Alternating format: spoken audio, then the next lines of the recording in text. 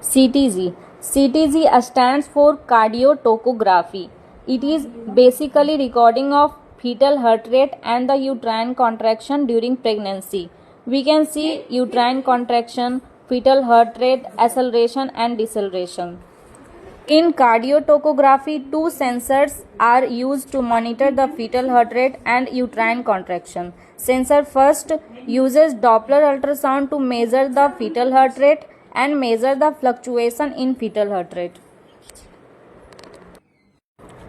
Sensor 2 measure the frequency and intensity of uterine contraction and measure the duration and strength of uterine contraction. You guys tell me what can happen if the fetal heart rate is low and fetal heart rate is high.